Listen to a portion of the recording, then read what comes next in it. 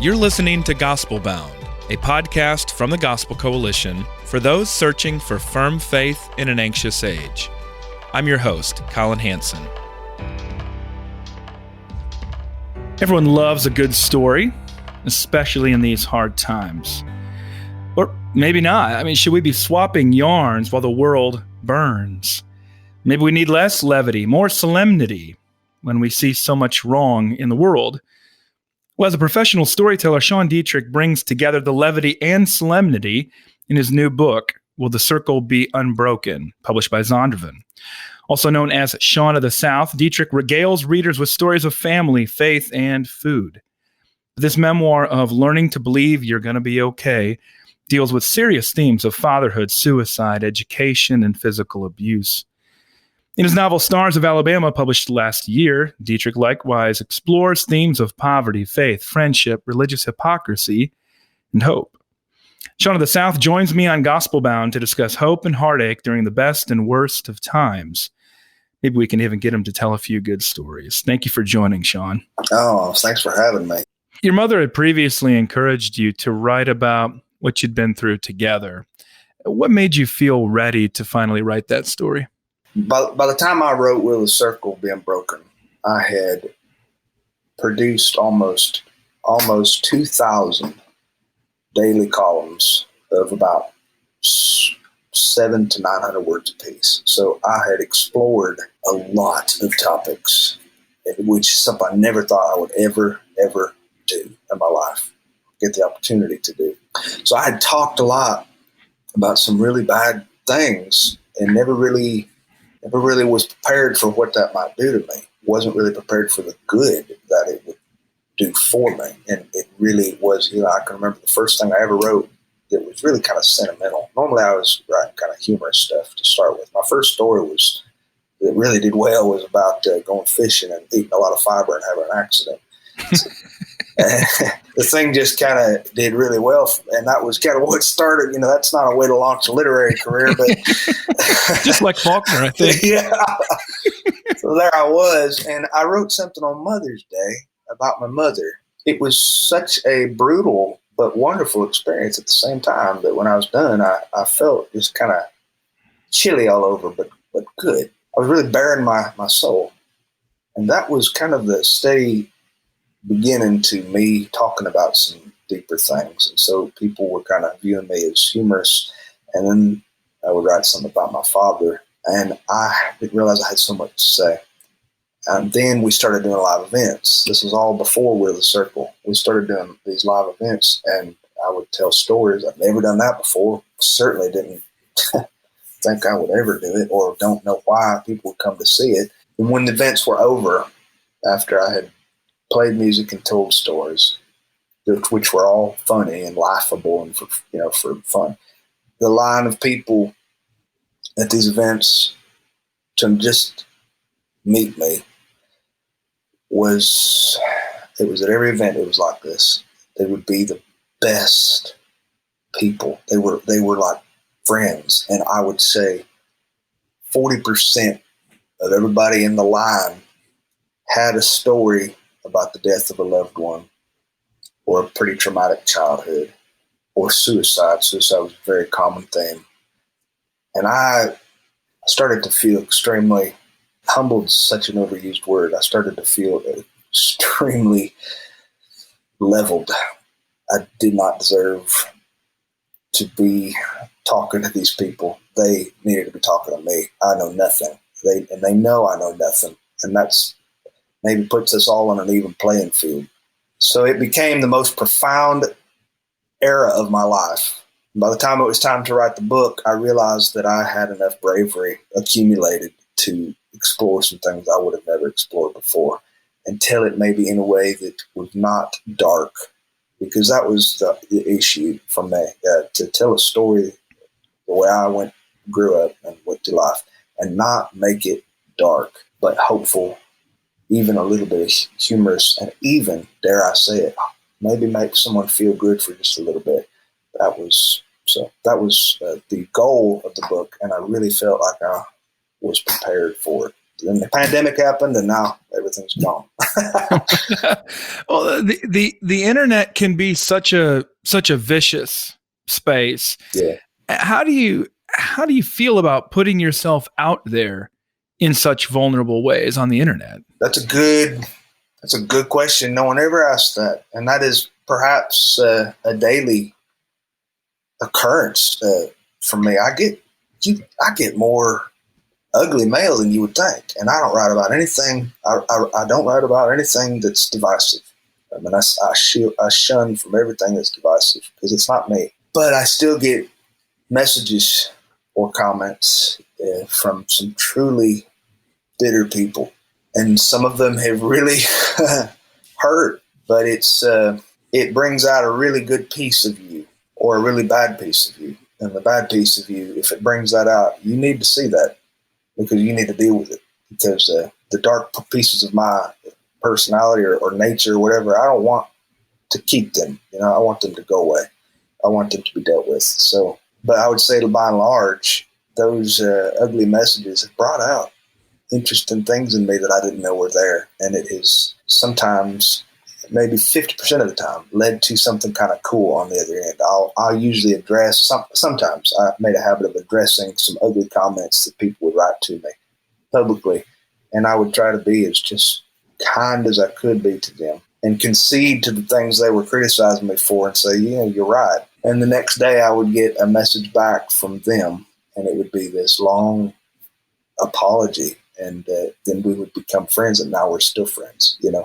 Had I gone the other direction, had I told them that they were full of it, and maybe pointed out where they were wrong or whatever, I don't know that would have happened. So that's kind of an interesting.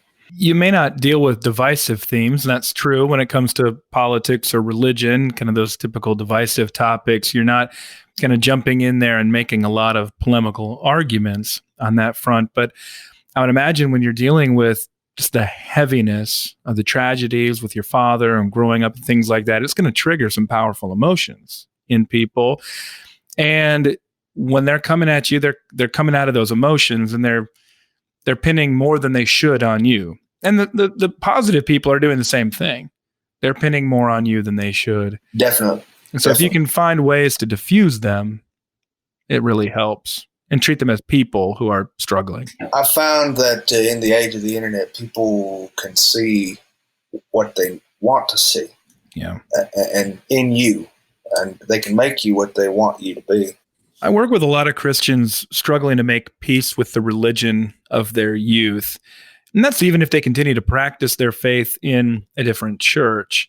How do you find a way to appreciate your particular kind of Southern Baptist upbringing, warts and all? I have never had a more conflicted viewpoint in my own personal life than with the Baptist tradition. I know things about the Baptists that I grew up with that just really make me sad. And yet I know things about them that you have to kind of be in the tradition to know. And I know certain people that are still close to me, and people who helped raise me, who are nothing short of beauty. I mean, they are beauty inside and out. The tradition itself, for me, was where I found some of the greatest things that have traveled with me, in my own personal journey, morality that they practiced and all that. And yet some of their hang-ups were also some of the things that really screwed me up. We were the kind of people who didn't believe in, premarital relations because it could lead to dancing. We didn't believe in alcoholism, but everybody kept their beer in the garage refrigerator. So that's, there were just all these things didn't line up. Inconsistencies, part of what you deal with that I was going to talk to you about, Stars of Alabama in particular. You have a finely tuned sense for that religious hypocrisy or inconsistency, at least. We had great people and we had some nuts. I gave a big old talk to a room of 600 Alabama municipalities in Mobile, Alabama. It was good fun. And I mostly talked about denominations because I love the differences in denominations. They were I've never had that good of laughs before telling stories. They laughed so hard that my ears hurt. When I got out into the lobby after the show was over, this little old man was there standing to meet me. And I knew he was Southern Baptist. I could tell by the way he walked. He was mad. He was mad. He berated me out there in that lobby for maybe 30 minutes. I didn't say a word to him because I knew it was important for him to get it out, and he did. He had a right to say what he felt. And he was so angry with me, and it was just such an amazing juxtaposition to see. Half that room was Southern Baptist. There were several Baptist preachers in there, and then there was our son. Who I love that tradition though. And that's the thing that a lot of people don't, a lot of bitter people who've left certain traditions don't understand about me. And I have been in that position before in my life, so I understand where they're coming from. But I do value the way that I was raised, and I value the beauty in those traditions. I try not to think about some of the grossness. I try to remind myself that the Baptist tradition, yes, it was steeped in, the Southern Baptists primarily were steeped in some kinds of racism and bigotry, but Baptists were also Martin Luther King Jr. And there were also some people that I very highly respect who say words and believe things that line up with everything I feel to be true also. I think that you could broaden what you're saying there about Southern Baptists to Southern life. In Southern history in general, that it's for those of us who love the tradition, love being Southern, proud to be Southern, we nevertheless hold things in tension from the inside because we know better than anybody else the problems. Yeah. Well, I like awareness. So, some people get inflamed when we're criticized. But I think we need to be criticized. I think some of our things are a little askew, but I also love to honor the traditions in the middle of it. So I don't know. I've probably gotten you all off course here. Well, in your writing about Southern Baptists, it's interesting. I hear a lot less about baptism and a lot more about fried chicken. And it seems like every denomination has its particular go-to food. So I come from the Midwest, Methodist on one side, Lutheran on the other. Okay. And you better believe we've got our foods. What are your foods? Well, it's the hot dishes. It's all about the hot dish. It's all about those casseroles. I mean, Southerners would call them casseroles, but hot dishes. But then you connect back to so often the ties between the ethnicity and the religion. So it can be hard to differentiate, but Lutherans, for all intents and purposes, eat the lutefisk and the lefse and things like that. And, versus what the Germans do and versus what, who else, the Irish there. But I mean, how would you describe the relationship between food and faith? The real heart of the Southern Baptist tradition for me takes place in two places, not the sanctuary, the fellowship hall and the parking lot. This is where we talk. This is where we don't fake it. This is where we're really kind of being who we are. When we're sitting down and we're eating, we're piling it in and we're laughing and we're happy. And when we're out in the parking lot, we're full and we're sick. And we're talking and we don't know how to say goodbye. As soon as we say goodbye, we're out there for another hour and a half. I have died out in several Baptist parking lots watching my mother say goodbye to someone for the 50th time until it was time for supper.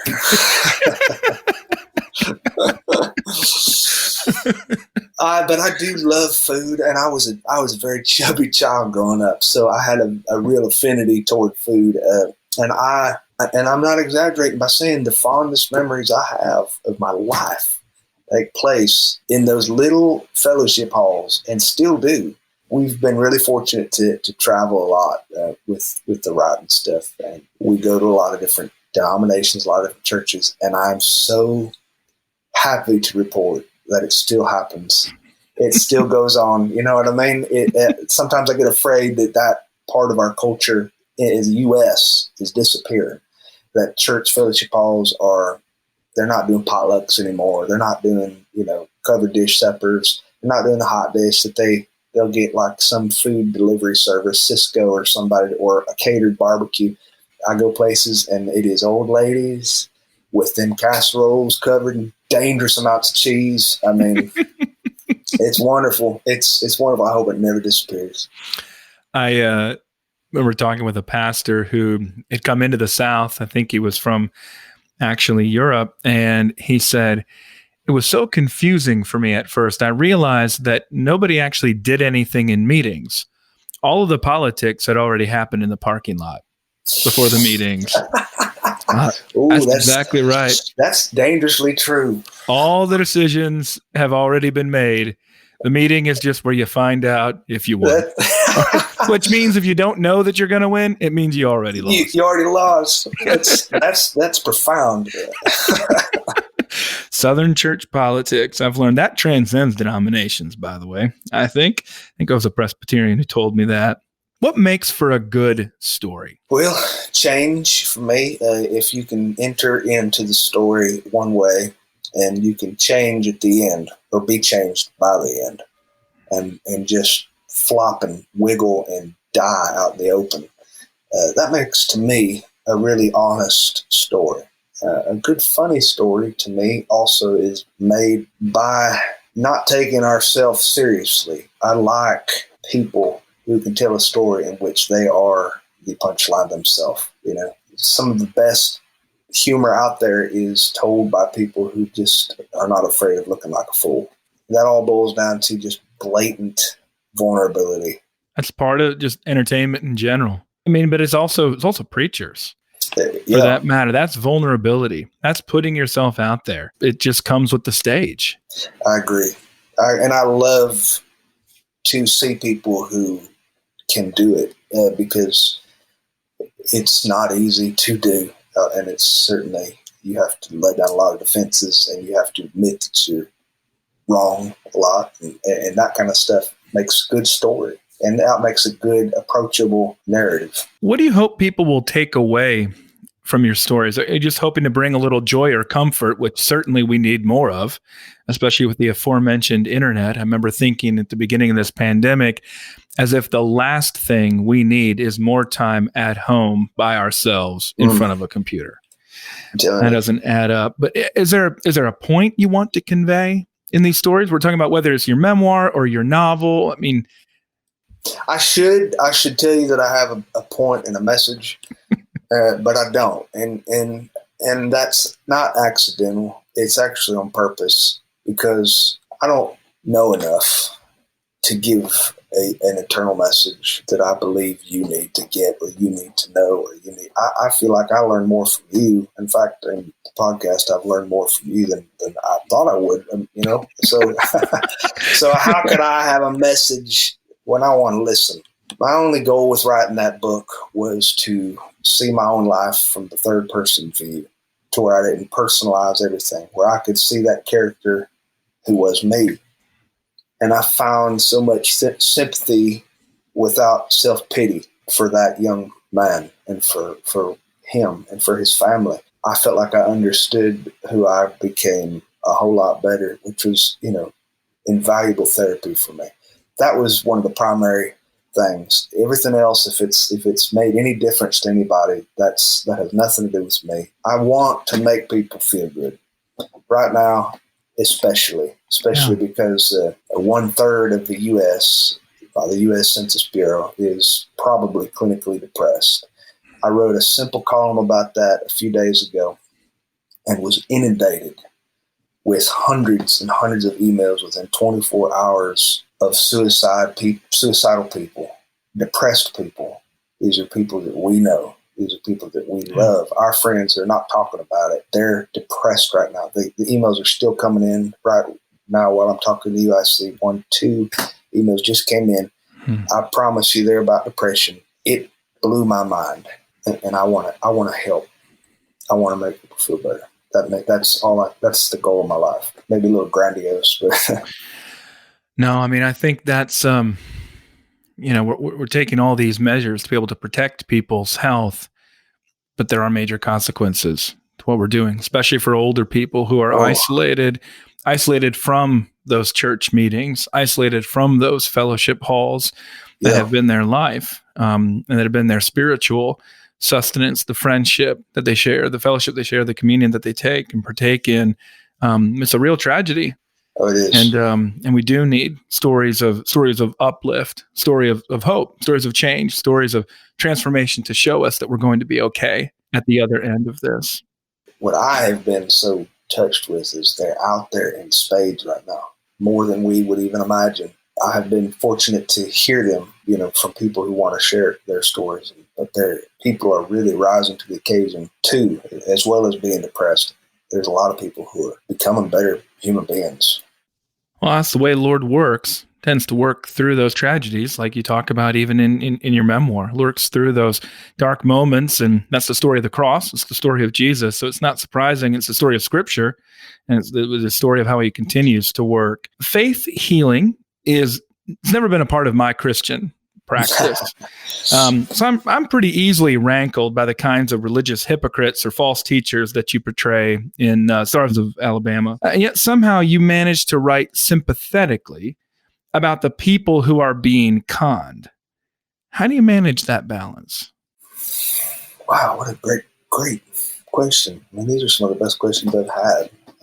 Well, I'll tell you, my mother is a profoundly spiritual woman, and I hope she doesn't ever listen to this because I'm going to tell on her. But, she used to go to some of them faith healing crusades when I was growing up. She's she's the most trusting woman I ever met. That trust that she gives to anybody freely has led her to get taken advantage of a lot, but it has also kept her tremendously innocent. If I could only be that trusting and less cynical, I'd get hurt, but I would also be so free from cynicism, pessimism, guile, whatever you want to call it. So I saw her and some friends, and my mother was I like to call her Baptist-costal. She was very interested in every single kind of denomination. Really, if any church was open, we'd go. She was really more like a Baptist-costalitarian. And so I saw a lot of that. Camp meetings were a huge part of our life. Baptists too. They'd come in and we had a lot of that. I remember one guy led a laughing revival across town, and he set up a tent and he came up to the stage and he got behind the pulpit and he looked at everybody real quiet. You could hear a pin drop, and he just said, "Ha!" And some guy in the back of the room or tent said, "Ha ha!" And another lady in the corner said, "Ha, ha, ha." And after that, in about maybe 10 seconds, the place came unglued. There was laughter, and it got creepy. It was not like, this is not me judging anybody's view of what the Holy Spirit does, but for me, it got creepy. You had people clucking like chickens for Jesus, and you had people who were getting slain and all this. So that always fascinated me. Because I've got some friends who believe in that very strongly. And I've also got some friends who've had experiences with it where they know it to be untrue. And the thing I like the most about it is that good things can happen even with people who have bad intentions. And so Apostle Paul said that, even in the book of Philippians, even if they have bad motives, Christ can be glorified. Christ can work through that. And I love to watch some people with not good intentions not win. So anyway, that's a subject I really enjoyed exploring. I had a lot of fun actually exploring that subject in that book because it was vast and it was kind of fun. Well, even novels can be autobiographical in many cases to a certain level. I think that great Southern writer Harper Lee was certainly true in her case. Writing about that thing, we've learned more and more since time has passed of how autobiographical her famous novel was about her own family. Things like that, though, set at a different time. Well, Sean, it's been a real privilege to be able to talk. Books, Will the Circle Be Unbroken, published by Zondervan. Also, check out his novel from last year, Stars of Alabama, published by Thomas Nelson. My guest on Gospelbound has been Sean of the South. Sean, thank you very much for joining me. Hey, thanks for having me. It's been a true pleasure. Thanks for listening to this episode of Gospelbound with Collin Hansen. Join us next time as we continue the search for firm faith in an anxious age. Visit tgc.org/gospelbound to find transcripts and past episodes, subscribe to my newsletter, and suggest a guest or topic that will help you find hope in the gospel of Jesus Christ.